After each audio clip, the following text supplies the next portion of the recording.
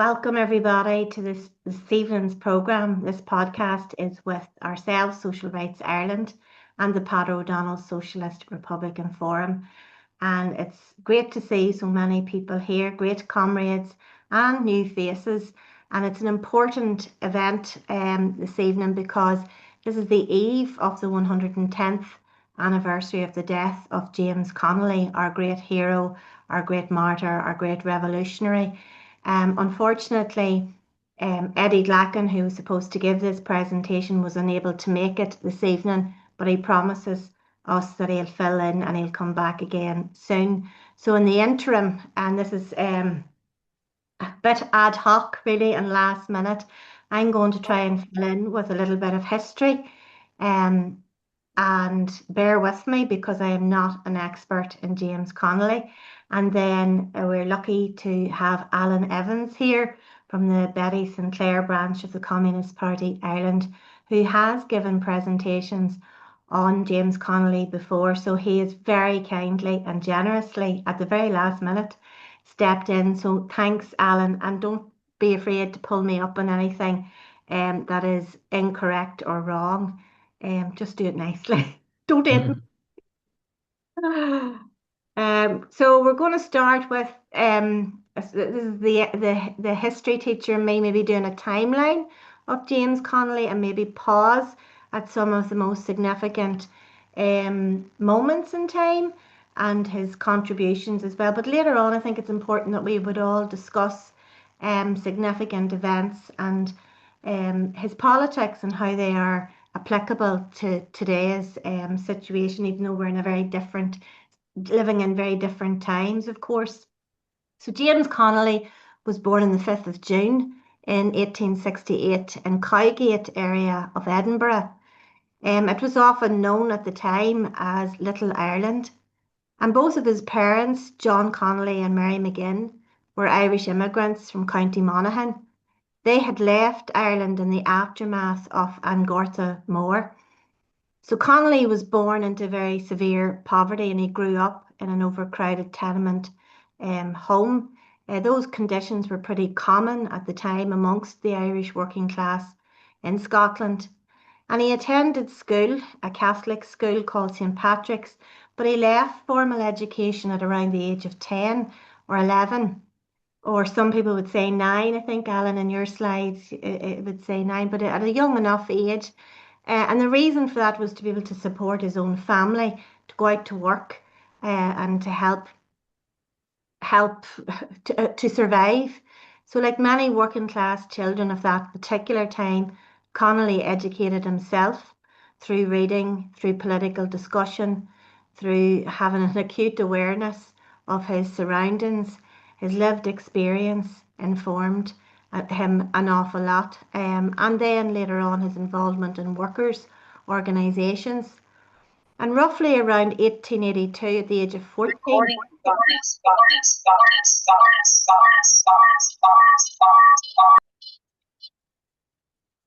So there's Bill. He's maybe found a mistake. he's going to pull me up with something wrong. Bill, I've had to mute you. Sorry, I think there's something wrong with the mic. But I'm going to keep going because at a very young age, the age of 14, Connolly joined the British Army and he probably would have had to give a false age or identity to be able to join that young. And he enlisted under the false name of Reid. And during his 7 years in the army, he was stationed mainly in Ireland, including in Cork and Dublin. And subsequently, that's where he met his wife, Lily. And in 1889, rather than being deployed overseas with his regiment for the British Army, he deserted entirely and he returned to Scotland and he married Lily Reynolds a year later, who was an Irish domestic worker originally from Wicklow. And their marriage lasted for the rest of their lives. In fact, he regarded her as a great comrade and they had 6 children together. And then in the late 1880s and the early 1890s, Connolly became involved in socialist politics back in Edinburgh, where he joined the Scottish Socialist Federation. And he became active in the trade union organisation there in socialist education and political agitation. So he really had a good combination of it all, of the theory and the lived experience and the practice on the streets. He developed a reputation as a powerful public speaker and writer despite his limited formal education, which just goes to show you, you don't need to go to school to learn anything of substance. And in 1896, Connolly moved to Dublin after being offered a position there, organiser for the Dublin Socialist Club, at a wage of £1 a week. And shortly after he arrived, he took up the position. He founded the Irish Socialist Republican Party, or the ISRP. The ISRP was one of the first political organisations in Ireland to openly argue that national liberation and socialism were inseparable. Connolly insisted that political independence without workers' control of industry, without workers' control of the land, would just create a carnival of reaction. That's to quote himself. And during these years, Connolly published newspapers such as the Workers' Republic. He wrote pamphlets. He organised meetings. He attended many public meetings and community gatherings, and he attempted through those avenues to build support among workers both in Dublin and in Belfast. But the movement struggled financially and remained relatively small. And sure, we are no strangers to that obstacle. And in 1897, Connolly opposed Queen Victoria's Diamond Jubilee celebrations in Dublin. He criticised actually Irish nationalists at that time who participated in imperial ceremonies. And we see the same habits or behaviours or patterns continue here in the same vein. And he consistently argued that Irish workers had no interest in supporting the British Empire. In 1898, during the centenary commemorations of the 1798 rebellion, Connolly attempted to connect the United Irishmen, that tradition of the United Irishmen, with modern socialism and working class politics. And then in 1901, Connolly published one of his most important works, The New Evangel, in which he outlined his socialist ideas and criticised capitalism and criticised imperialism without apology. By 1903, financial hardship hit again, and that created a lot of political isolation, which forced him to emigrate to the United States with his family. I think he headed off first, and Lily and the children followed, not under easy circumstances. One of the children, I think, was killed tragically before Lily departed for the US.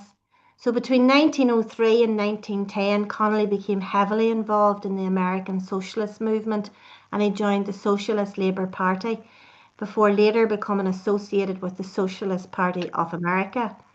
He also worked with the Industrial Workers of the World, or the IWW. And during his years there in America, Connolly worked in a variety of jobs while continuing political organising and writing. And he lectured widely, and he deepened his understanding of Marxism. He deepened his understanding of industrial unionism through his own work, and then of anti-imperialist politics. In 1910, he came back to Ireland, and he came back at the invitation of James Larkin to work as an organiser for the Irish Transport and General Workers Union, the ITGWU. And the years between 1910 and 1913 saw major labour struggles across Ireland. Connolly became the editor of several labour newspapers, and he worked extensively among dock workers, transport workers, and the urban poor. So the defining conflict of this period then was the Dublin lockout of August 1914. From August 1913, to January 1914. And the lockout began when employers led by William Martin Murphy attempted to destroy the ITGWU by forcing the workers to renounce union membership, and over 20,000 workers became involved in that dispute. But Connolly played a central role, and he played the position of leader alongside James Larkin because he organised strike activity, public meetings, relief efforts, and resistance to the police brutality.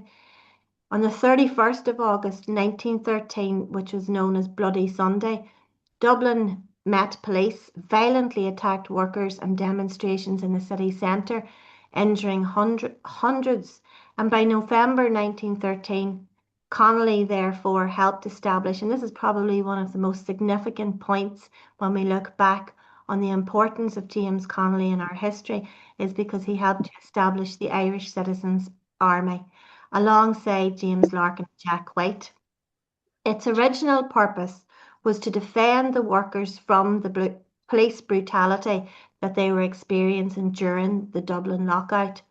And under Connolly's leadership, the Citizen Army evolved into a revolutionary socialist army. And that is hugely significant, and which is why you can see the starry plough behind me, that this flag is so important to Republicans, to socialist Republicans. So after the defeat of the lockout in early 1914, Connolly became increasingly convinced that only armed revolution could break British power in Ireland and transform society here. And in 1914, following the outbreak of World War I, Connolly fiercely opposed the war, describing it as an imperialist conflict in which workers were being sent to kill one another for the interest of the ruling class, for the interest of empire. So throughout 1915, Connolly published increasingly militant articles in the Workers' Republic.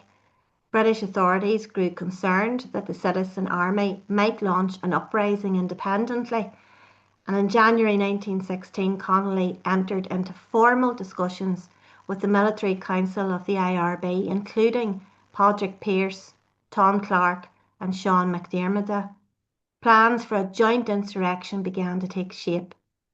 And on Monday, Easter Monday, the 24th of April 1916, the Easter Rising began. Connolly served as the Commandant General of the Dublin Division and was one of the principal military leaders of the rebellion. The headquarters of the rebellion was established in the GPO on O'Connell Street. And during the fighting, Connolly directed military operations and demonstrated considerable organisational and tactical ability.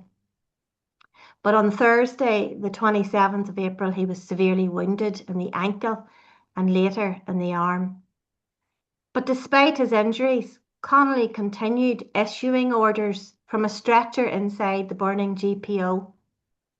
And on Saturday, the 29th of April 1916, Padraig Pearse formally surrendered to prevent further civilian casualties.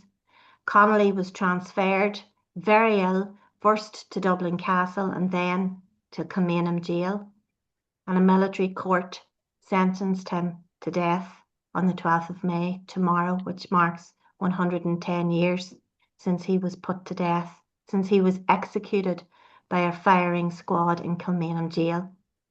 And because his wounds, I think everybody knows this story, every child in the country knows this story, because his wounds were so severe he was unable to stand and was tied to a chair before the execution. He was only 47 years of age, a life well lived. And the execution of the rising leaders transformed Irish public opinion. Connolly quickly became one of the most respected and symbolic figures of the uprising. His political writings include Labour in Irish History, The Reconquest of Ireland, and numerous other articles in the Workers' Republic.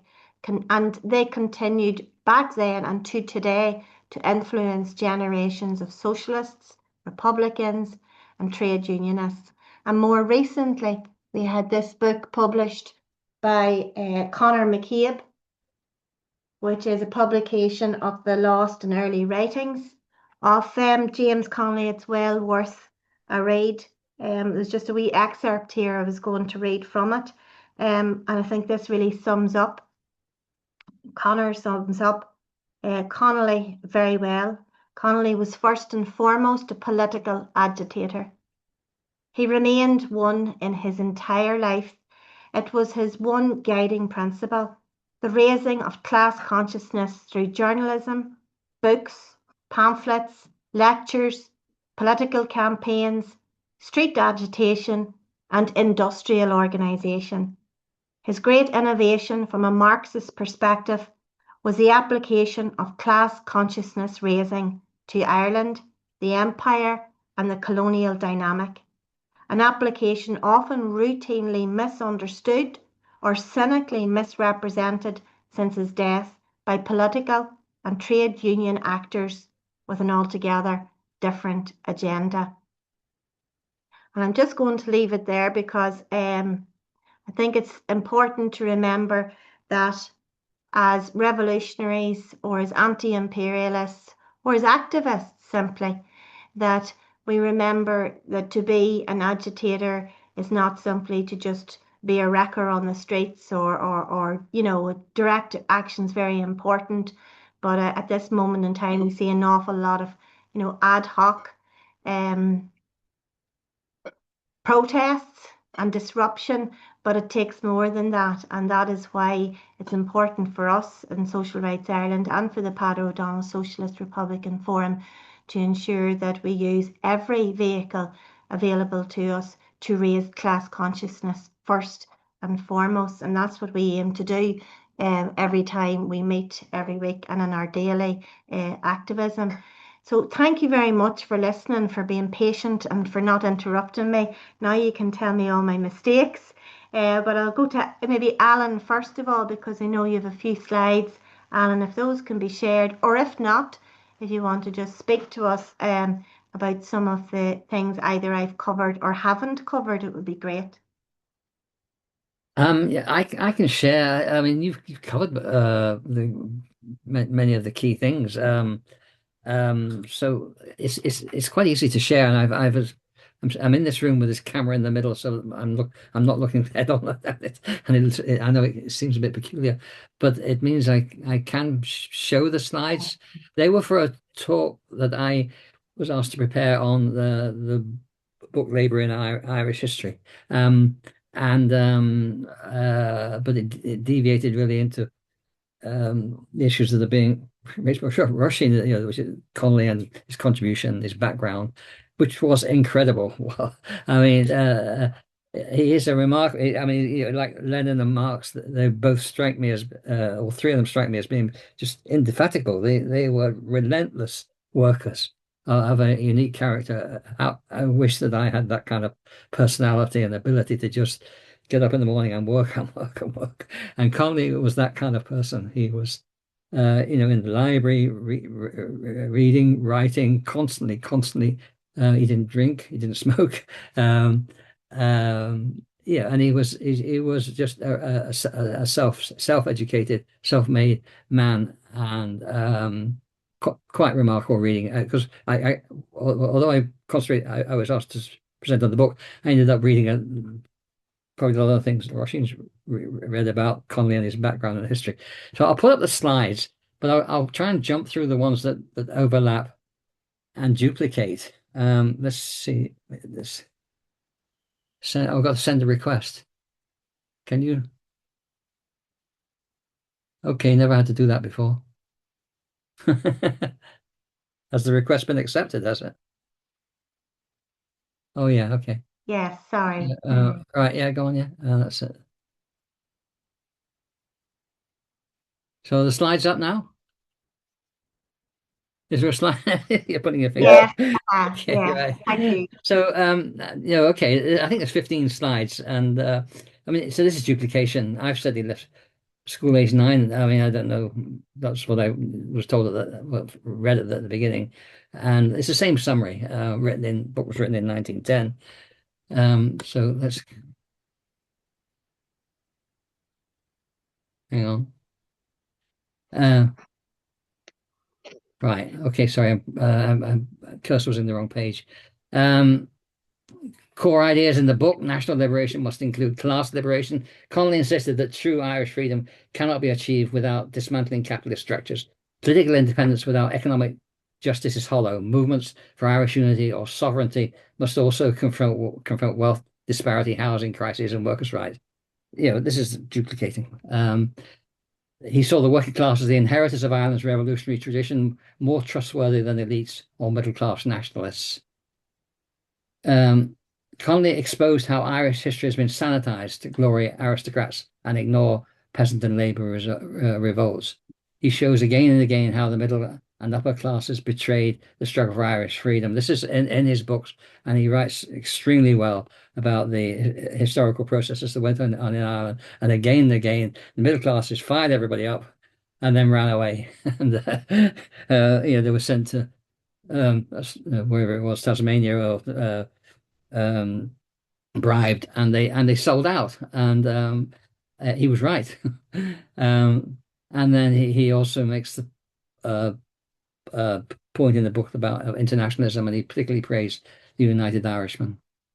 Um, the other final point in his theories was that Connolly saw ancient Gaelic societies, communal land ownership, as a model for socialism and something inherent in the Irish psyche, destroyed by the English. He thought land reform, public ownership, and cooperative economics should be framed not as foreign imports, but as a return to indigenous Irish values.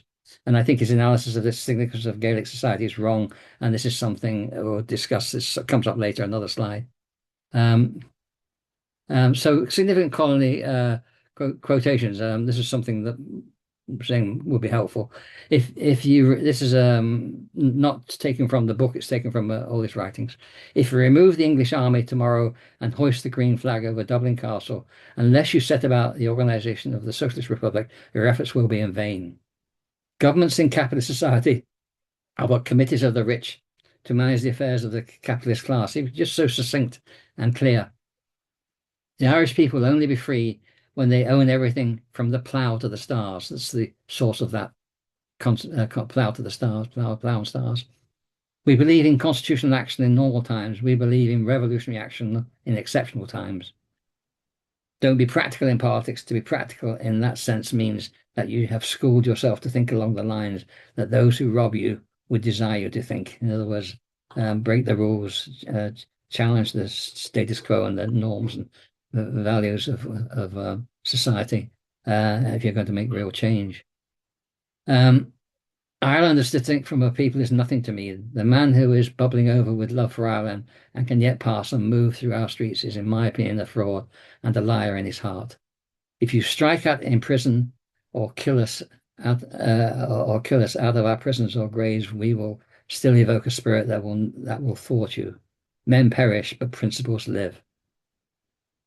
Right. So, well, and this is what I was presented to the in the discussion I was trying to leading, that if this was a university course on Connolly, we'd be trying to learn and remember everything. But really, the most important thing is to learn. What does it mean for us today, and how can we apply the lessons of his life, his successes and his mistakes? Is one of the points I make in this presentation. Um, and so I want to put forward discussion 4 areas where I think we can see that his brilliant ideas and dedicated work did not lead to Ireland to a socialist revolution. So this is controversial, but I wanted to raise the issues from today's point of view, the practical reality of our needs, our revolutionary needs today. The least important is this thing about Gaelic heritage. We now know that these forms were universal in the evolution of societies throughout the world. Parallels in Africa, South and North America, Europe, etc. They are part of the private property structures that facilitated and reflected a particular stage of social evolution that cannot be sustained and must inevitably disappear. All that's in Family, State and Private Property by Engels, discusses this. And he's taking all this information from, I think it's Morgan. But just endless information about tribes, particularly in North America, but also Europe and Africa, where exactly the same type of structure as Ireland had, where communal living evolved for a period and still existed in these countries, in North America. Connolly knew that the working class had to lead the revolution and knew that this meant that there had to be organization and a workers' party.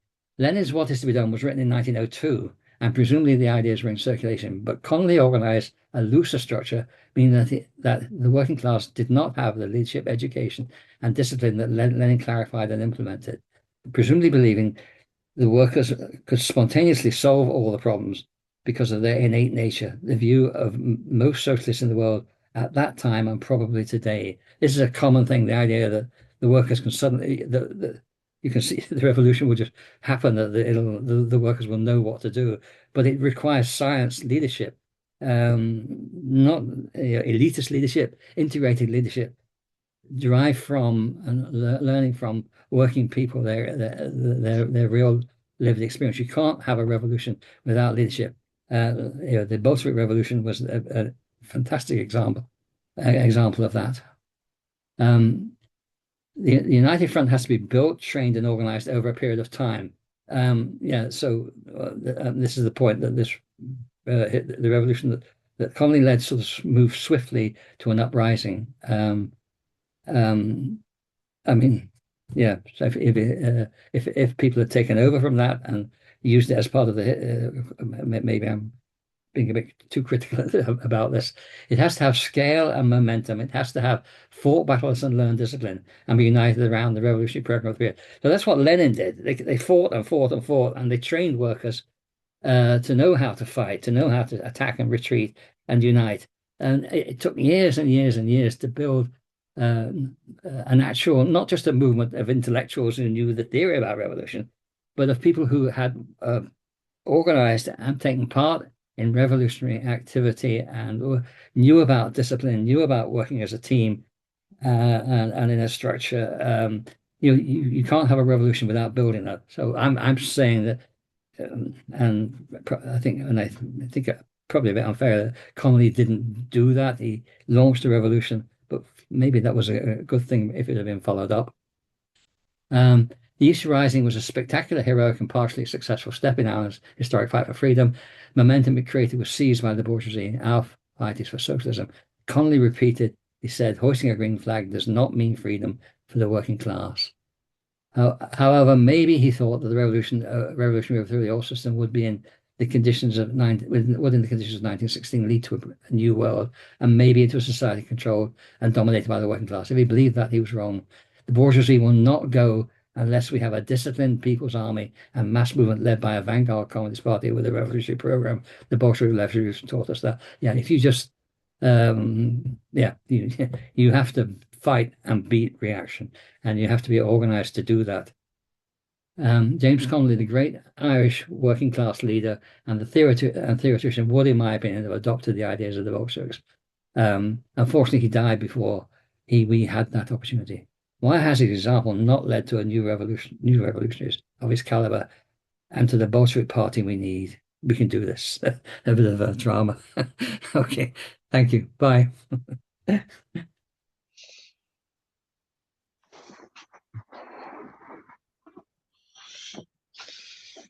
Thanks very much, Alan. That was great. Some interesting questions. Um, and yeah, not yeah, I'm sure there are things in there that many people would like to discuss. Um, and maybe before we do open it up, I'd like to invite Comrade Tommy McCartney in to just give us a commentary, give us marks out of 10 there, Tommy. How did we do in the absence of the expert? I think we've had commentary from two experts. It's a 9.5 in both cases out of 10. Excellent contributions. Uh, uh, Connolly's the lone star for Socialist Republicans in Ireland, and of course, maybe even wider afield. And it's marvelous that we're examining his work this evening, even the 110th anniversary of his execution. And one thing we can always say about Connolly is that he remains relevant to this very day. So congratulations, and I have no criticism at all of what you've said. Thank you, Tommy. With big boots to fill with the absence of Eddie Glacken, who will come back again another evening. I think what Connolly had, Alan, I don't know if you'd agree or how others would feel about it, but he had that ability, like that sometimes you look at today and how do we unite the working class today? We're very fractured.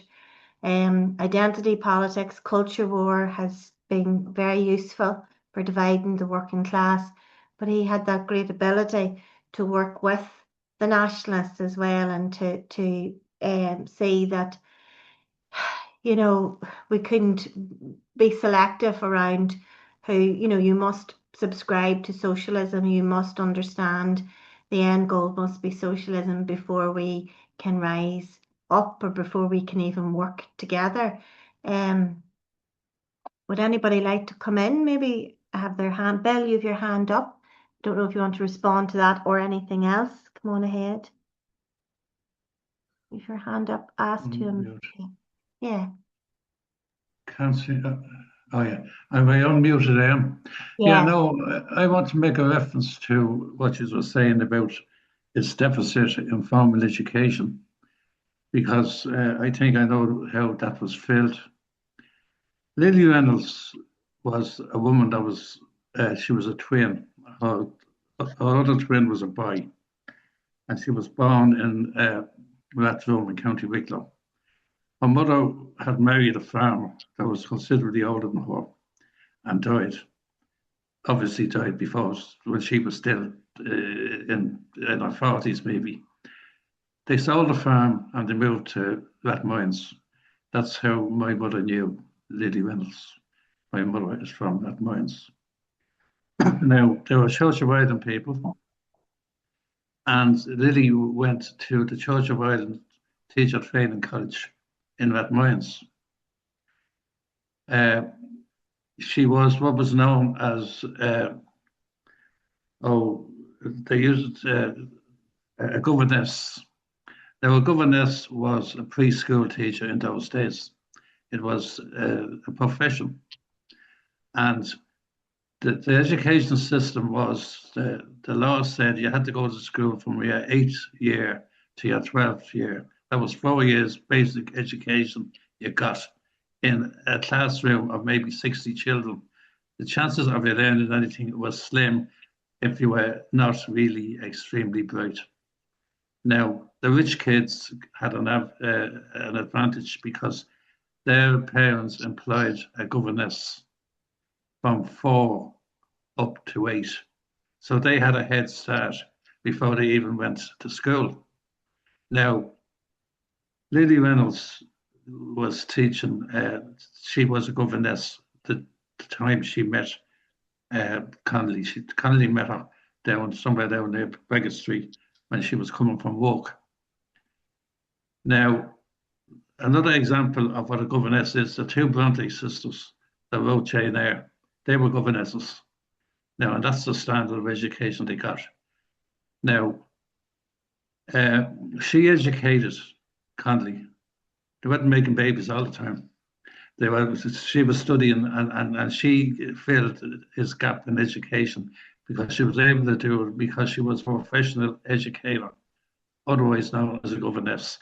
Now, a governess was the only woman and the only profession that could open a bank account without having a man as a guarantor. That's how high up governesses were regarded in society in those years. Now, the reason why I say the hard evidence that she educated him is in the style of writing that he does. My father-in-law, who since died, was one of the first people to work in the Department of Education. And he told me that when they were setting up the syllabus for national schools and trying to get a uniform, they had to study what went before.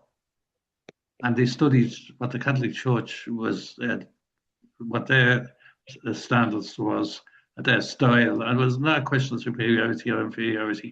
It was just different styles. And the Church of Ireland had their own style.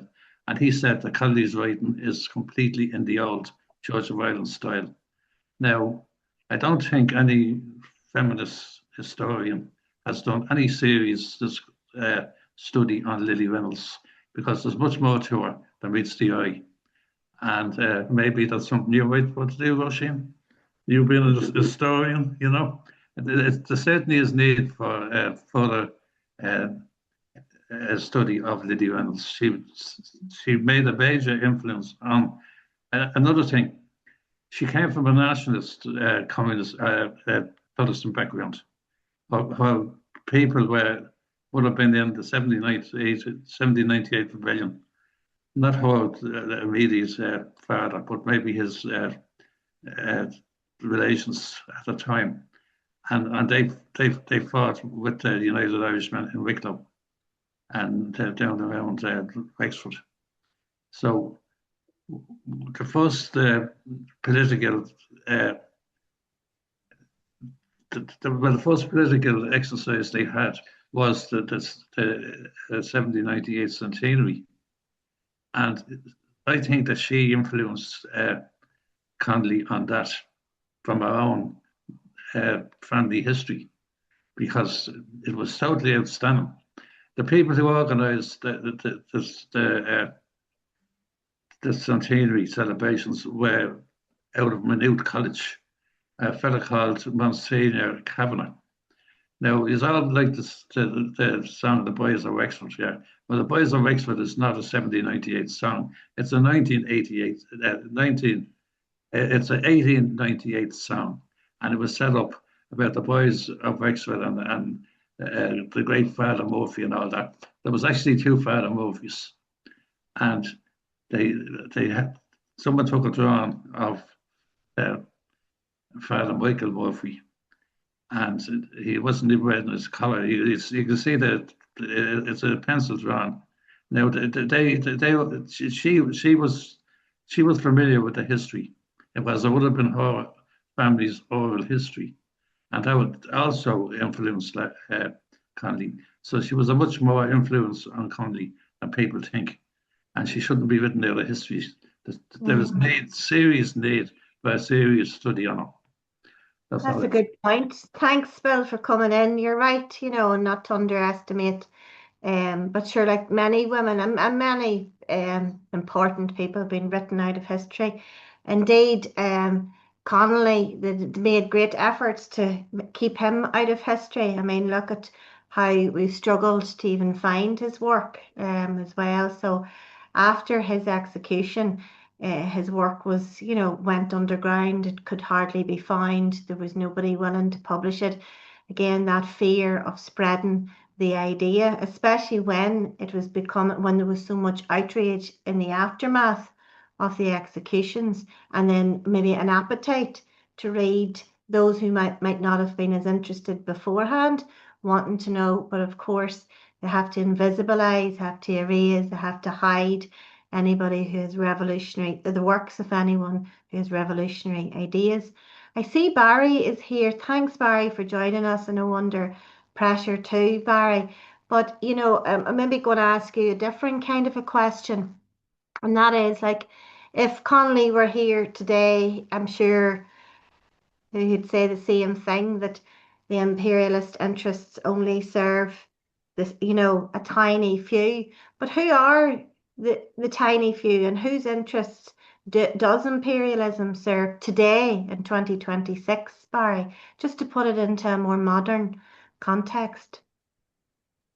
Well, it's clear from the events since Connolly died, even, that there was a serious attempt, as you pointed out there, to bury any thoughts or readings or publications by Connolly or anyone like him.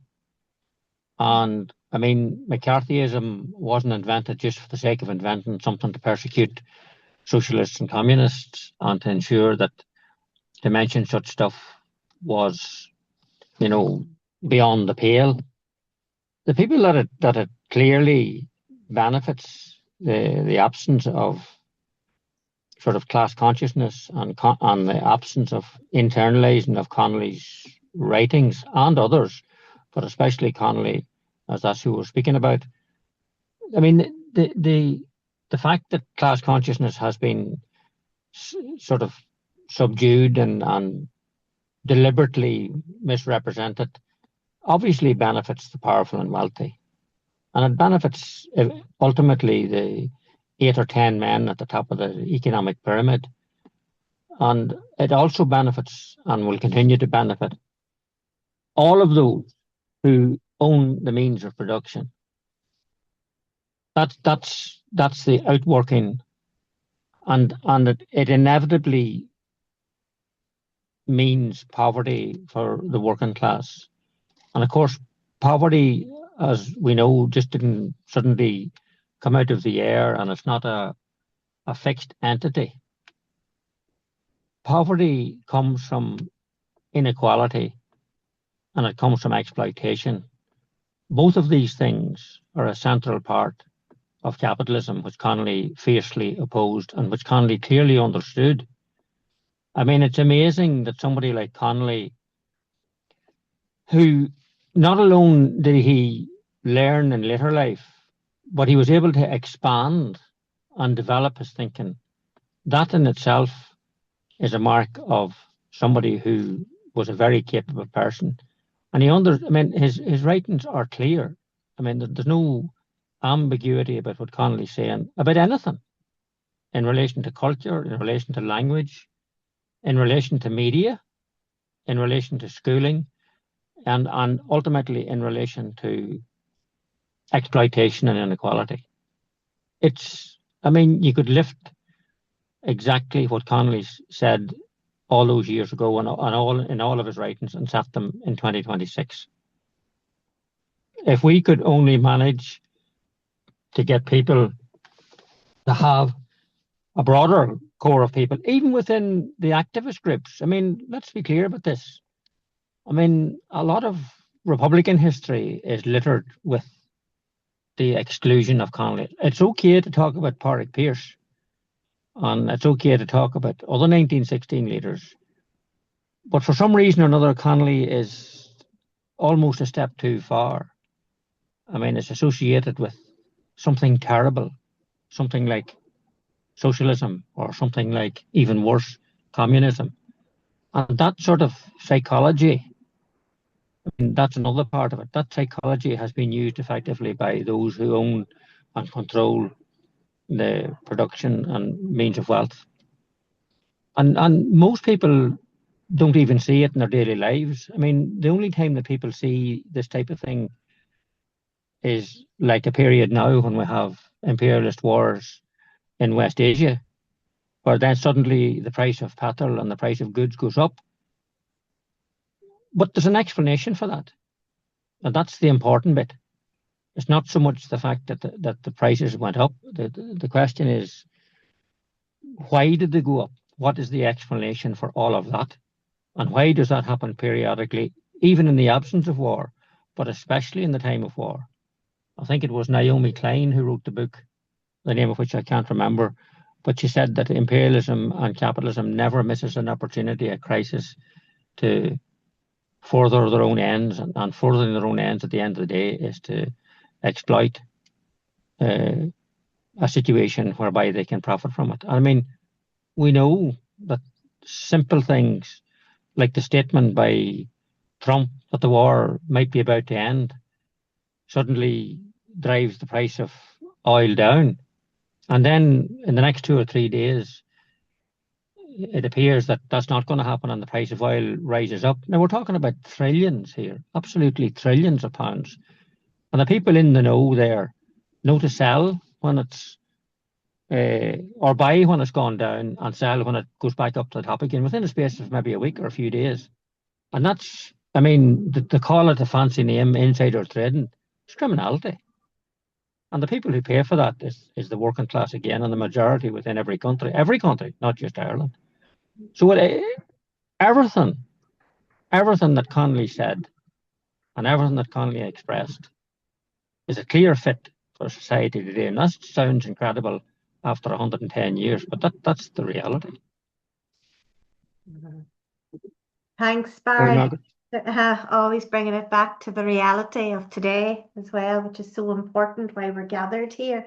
Not just to remember, not just to, do have a history lesson and, and know stuff, but to be able to apply what we know to today's scenario. And just, well, I've said it many a time, like as a teacher, it's certainly, you will not hear any mention of James Connolly. And I thought it was only in the north when I taught in the north, maybe, but down south in the textbooks, it's no, you're right. It's a certain figures, and actually, it's Michael Collins who dominates the pages. There's more about Michael Collins than there is even about Padraig Pearse. So that tells a tale. I think the question then we always need to ask is who's not when we're reading and whenever we're watching the news or when we're watching events unfold, who's not in this narrative? Who's not being included?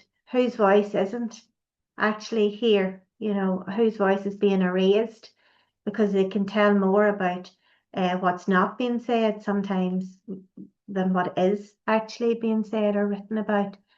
And thanks everybody for joining us. I'm going to just end the recording now, but we'll stay on because there are a few more hands up. But just to officially end this, it was quite an informal last minute, but still nonetheless an important podcast to remember the 110th anniversary of the execution of our great, heroic, revolutionary martyr, James Connolly. Thank you all for joining us, Social Rights Ireland and the Peadar O'Donnell Socialist Republican Forum this evening, and we'll see you all again next week. Thank you.